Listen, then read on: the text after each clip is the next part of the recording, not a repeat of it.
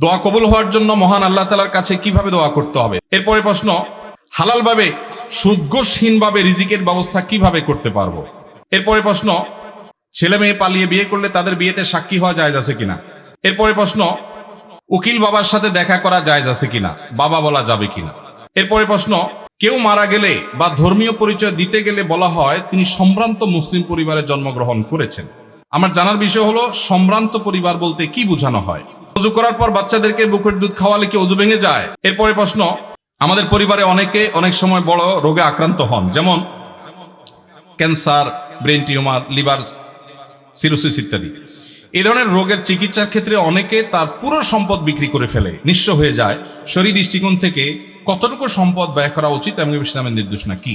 এরপরে প্রশ্ন, আমার বড় ভাইয়ের বউ বা আমার ভাবি পরকিয়া করেছেন 5 বছর ধরে জানতে পেরেছে এবং পরকিয়ার মাধ্যমে একটা বাচ্চাও হয়েছে, এখন করণীয় কি।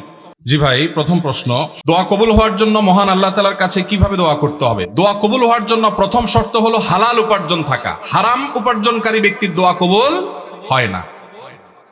চুরি করে, ডাকাতি করে, টিন চুরি, গম চুরি করে এরপরে মক্কা শরীফ গিয়ে 2 হাত তুলে আল্লাহর কাছে চোখের পানি ফেলে দোয়া করছেন, হাদিস বলছে দোয়া কবুল হবে না, দোয়া কবুল হবে না। নবী করিম সাল্লাল্লাহু আলাইহি ওয়াসাল্লাম পরিষ্কার হাদিস আছে, অনেক দূর থেকে এলোমেলো চুল নিয়ে, ধুলোমলিন শরীর নিয়ে কেউ যদি কাবার চারপাশে হাত তুলে দোয়া করে, আন্না ইউস্তাজাবু লিযালিক, কিভাবে তার দোয়া কবুল হবে নবীজি বলেছেন, কারণ দেহ, তার শরীর, তার সম্পদ হারাম দ্বারা গঠিত হয়েছে। এই জন্য দোয়া কবুলের জন্য প্রথম শর্ত হলো হালাল উপার্জন থাকা। কেউ যদি আগে হারাম উপার্জন করে থাকেন, এখন তওবা করবেন, মানুষের হক মেরেছেন, এখন ফেরত দিবেন, তারপরে আল্লাহর কাছে দোয়া করবেন, ইনশাআল্লাহ দোয়া কবুল হবে। দোয়া কবুলের দ্বিতীয় শর্ত হলো অন্তরের অন্তঃস্থল থেকে কায় মনোবাক্যে দোয়া করবেন, অন্য মনস্ক হয়ে না, দায় সারা ভাবে না, মনোযোগ দিয়ে দোয়া করবেন। দোয়া কবুলের জন্য আরেকটা গুরুত্বপূর্ণ শর্ত হলো হালাল বিষয়ে দোয়া করবেন। হারাম জিনিস আল্লাহর কাছে চাইবেন না, 2 নম্বর জিনিস আল্লাহর কাছে চাইবেন না। অবৈধ সম্পর্ক করার, কারোর সাথে অবৈধ রিলেশন করার, হারাম সম্পর্ক করার জন্য আল্লাহর কাছে দোয়া করবেন, এটা অবৈধ দোয়া, নাজায়েজ দোয়া, এটা করা জায়েজ নাই। বৈধ দোয়া করবেন, নেক দোয়া করবেন, ইনশাআল্লাহ আশা করা যায় আল্লাহ তাআলা দোয়া কবুল করবেন। দোয়ার ক্ষেত্রে আল্লাহর প্রশংসা, নবীজির প্রতি দুরূদ প্রেরণ, এরপরে আপনি যে কোনো চাওয়া পেশ করবেন, বৈধ চাওয়া। এবং দোয়া করার পর কবুল হচ্ছে না কেন এর জন্য হুলস্থুল করবেন না। এই শর্তগুলো মেনে চললে কোরআন এবং হাদিসের আলোকে আশা করা যায় দোয়া কবুল হবে ইনশাআল্লাহ। দোয়া কবুলের বেশ অনেকগুলো স্থান আছে, ইনশাআল্লাহ অন্য কোনো মাহফিলে এটার উপরে আলোচনা করতে হবে। এটা নিয়ে আমার একটা সংকলন আছে, দোয়া কবুলের 33টা জায়গা আছে, স্থান আছে, সময় আছে, সেগুলো কি কি একটা আলাদা আলোচনা ইনশাআল্লাহ আমরা বলবো। এটা নিয়ে বহু আগে আমার একটা বক্তব্য আছে অনলাইনে, কারোর প্রয়োজন হলে শুনে নিতে পারেন। এরপরে প্রশ্ন, হালালভাবে সুদঘোষহীনভাবে রিজিকের ব্যবস্থা কিভাবে করতে পারবো। হালালভাবে সুদঘোষহীনভাবে একেবারে কোনো জায়জামেলা ছাড়া আপনার মাসে মাসে অ্যাকাউন্টে টাকা চলে আসবে, এইরকম অটোমেটিক ইনকাম করার কোনো দোয়া, কোনো আমল আমার জানা নাই। আমি কি বুঝতে পারছি? অনেক যুবক ভাইরা আছেন বলে সব হারাম আর হারাম, যাবো কই, হুজুর একটু দোয়াটা শিখাই দেন, আল্লাহ করে দেখ।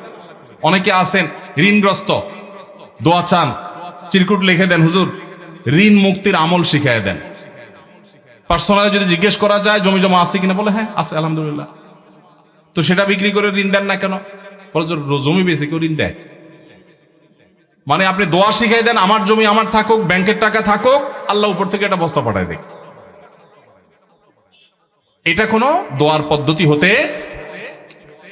যে সমস্ত ভাইয়েরা হালাল উপার্জনের কোনো পথ খুঁজে পাচ্ছেন না, তাদেরকে প্রথমেই বলবো একটা কাজ করেন, অভাব দূর হয়ে যাবে। সেটা হলো ভাব ছেড়ে দেন। কি ছাড়তে বলছি? ভাব। ভাব ছেড়ে দিলে অভাব দূর হয়ে যাবে।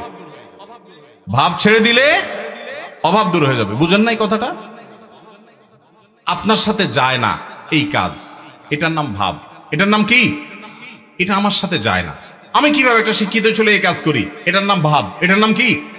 এই ভাবের অভাবই বেশি। ভাবের অভাবী বহু লোক আছে, হায়রে কান্নাকাটি, ওরা টাকা নাই, পয়সা নাই, অভাব অভাব। বাচ্চা কাচ্চা নিয়ে চাইনিজে খাইতে গেছে, মন খারাপ। কারণ নিয়ত করছিল এবার ব্যবসার লাভের টাকা দিয়া পোলাপান নিয়ে একটু থাইল্যান্ড যাবে, হইল না, কক্সবাজার আসছে, মন খারাপ। এটা কিসের অভাবী? ভাবের অভাবী। কিসের অভাবী? ভাব ছেড়ে দিলে অভাব এমনি দূর হয়ে যাবে। আমি বিভিন্ন জায়গায় বলি, সেদিন ডুয়েটের প্রোগ্রামেও বলেছি, আমি ছাত্র জীবনে 600 টাকা বেতনে ইমামতির চাকরি করেছি। আমি তখন স্ট্যান্ড করা ছাত্র। আমি তখন চট্টগ্রামে হাটহাজারী মাদ্রাসা, বাংলাদেশ সবচেয়ে বড় মাদ্রাসার ভর্তি হওয়া ছাত্র। সেই বড় মাদ্রাসার পড়াশোনা বাদ দিয়া মফস্বলের মাদ্রাসায়, জেলা পর্যায়ের ছোট মাদ্রাসায়, তার তুলনায় সেখানে গিয়ে ভর্তি হয়েছি।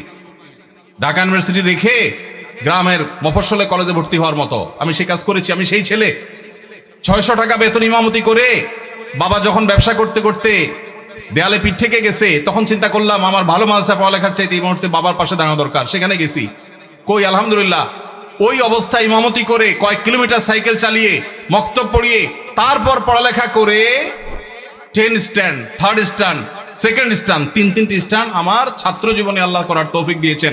এবং এই সব বরকত আল্লাহ তাআলা ওই সময় দিয়েছেন যখন আমি স্ট্রাগল করি, যশোর যুব প্রশিক্ষণ কেন্দ্রে ইমামতি করি। 4টি বছর, একদিন দুই দিন না। এখন যুবকরা বলে যে অভাব কিভাবে দূর করব? আমের সিজনে 10 কেজি আম নিয়ে বসে যান। 10 কেজি আমের দাম কত? আত্মীয় স্বজন বন্ধু বান্ধব চাইলে অনেকের কাছ থেকে পেয়ে যাবেন। 5 টাকা 10 টাকা করে লাভ করেন, 11 কেজির টাকা হয়ে যাবে। এরপর 11 কেজি নিয়ে বসেন, আস্তে আস্তে সামনে বাড়েন। যুবকরা এখন চাকর হইতে চায়, উদ্যোক্তা হতে চায় না। আসুন্নাহ ফাউন্ডেশন আপনাদেরকে উদ্যোক্তা বানাতে চায় ইনশাআল্লাহ। আমরা একটা সার্কুলার দিয়েছিলাম কিছুদিন আগে। আমাদের কাছে এমনি সাহায্যের জন্য আসা লোকের অভাব নাই। সার্কুলার দিয়েছিলাম যে যেই কোনো গরিব অভাবী যুবক তরুণ যে কোনো বয়সের মানুষ, সে যদি আবেদন করে আর বলে আমার একটা দক্ষতা আছে, 100 লাখ টাকার পুঁজি হলে আমি পায়ের উপর দাঁড়াইতে পারবো, সে যদি এটা সুন্দর করে বুঝাইতে পারে তো ফাউন্ডেশন সেটা করবে। আপনারা জেনে অবাক হবেন, এই সার্কুলার দিয়ে 1-1.5 মাস গত হয়ে গেছে, এখনো পর্যন্ত আমরা তেমন কোনো আবেদন পাইনি। ফেসবুকে ওপেন সবার জন্য, যে কেউ গুগল লিংকে ক্লিক করে দিতে পারে, কিন্তু উল্লেখযোগ্য আবেদন নাই। বেশিরভাগ যুবকই মনে করে যে একটা রেডিমেড সার্টেন অ্যামাউন্ট হয়ে গেলে আমার সব হয়ে যাবে। আল্লাহর সাথে চুক্তি করে, আল্লাহ লাখ 10 দিলে চলবে, একটা বাইক, একটা ফোন আর ইউ টাইপের একটা বিজনেস আইডিয়া, ব্যাস। এই বংবাং মার্কা চিন্তা করে কোনোদিন অভাব দূর হবে না। পরিশ্রমী হতে হবে, পরিশ্রমী। রাজি আছেন তো ইনশাআল্লাহ?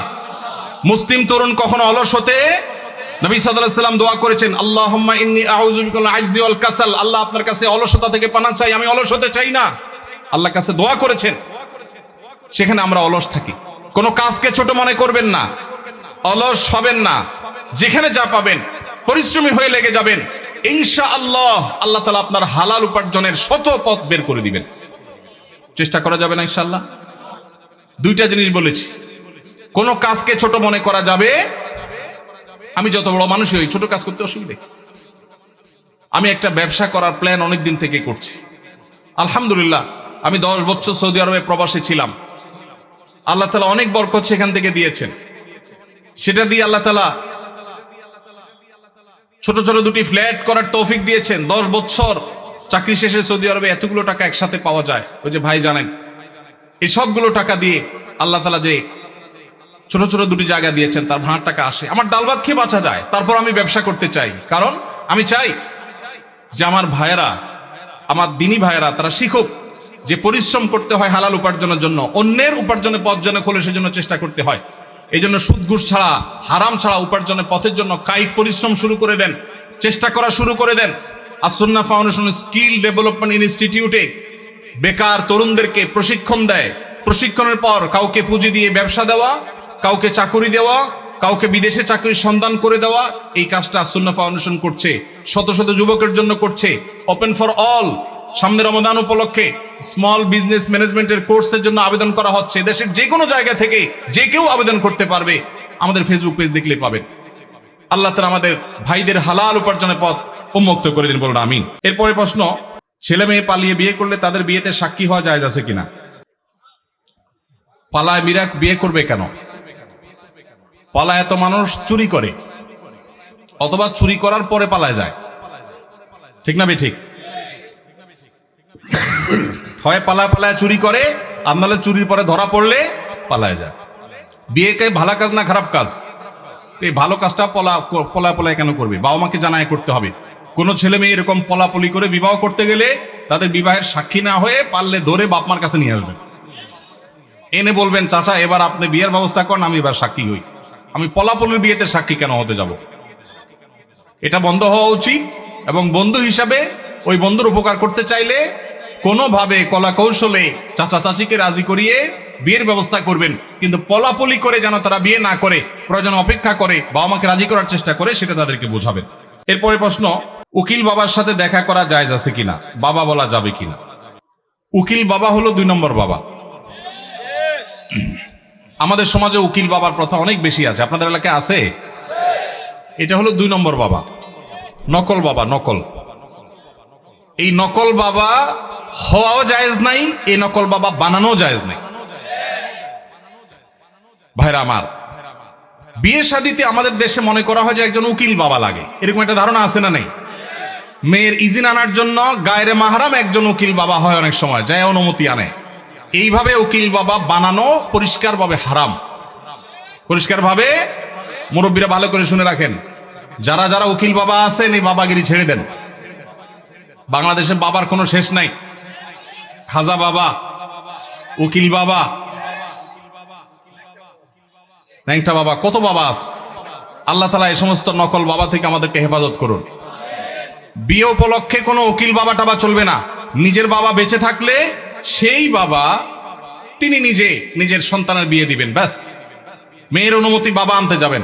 জাজ্জল্যমান বাবা উপস্থিত, আগাগোড়া 5 হাতি বাবা আছে, এরপরও দেখা যায় আরেকজন উকিল বাবা সেজে সেখানে নাটক করতে যায় অনুমতি আনার জন্য।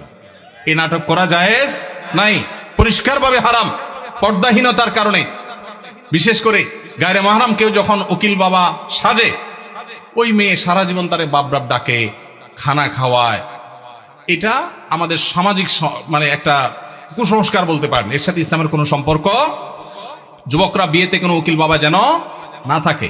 মুরব্বীরা যারা যারা যার যার বিয়ের উকিল বাবা আছেন, আল্লাহর হস্তে বাবাগিরি ছেড়ে তওবা করে আল্লাহর কাছে চলে আসেন, চেষ্টা করবেন তো ইনশাআল্লাহ। এই উকিল বাবার নাম দিয়া পর্দাহীনতা 2 নম্বরই 1000টা জিনিস হয়। নিজের বাবারই খবর নাই, কিসের আবার উকিল বাবা? হ্যাঁ, উকিল বাবার লগে বললে ভাগছে কোন মেয়ে? আল্লাহ মাফ করুক আমাদেরকে। ওই যে বেশরিয়তি কাজ করলে তো একটা না একটা অঘটন ঘটবেই, এই জন্য এই সমস্ত অন্যায় কাজ করা যাবে না। এরপরে প্রশ্ন, কেউ মারা গেলে বা ধর্মীয় পরিচয় দিতে গেলে বলা হয় তিনি সম্ভ্রান্ত মুসলিম পরিবারে জন্মগ্রহণ করেছেন। আমার জানার বিষয় হলো সম্ভ্রান্ত পরিবার বলতে কি বোঝানো হয়? ভাইরা আমার, খুবই প্রয়োজনীয় একটি প্রশ্ন। বহু আগে আমি, আমার ফেসবুক আইডি ছিল একটা, আইডিটা ডিঅ্যাক্টিভ হয়ে গেছে, নাই এখন আর। সেখানে আমি এই বিষয়ে একটা ছোট্ট স্ট্যাটাস লিখেছিলাম, অন্তত 10 বছর আগে হয়তোবা। এটা খুবই গুরুত্বপূর্ণ বিষয়।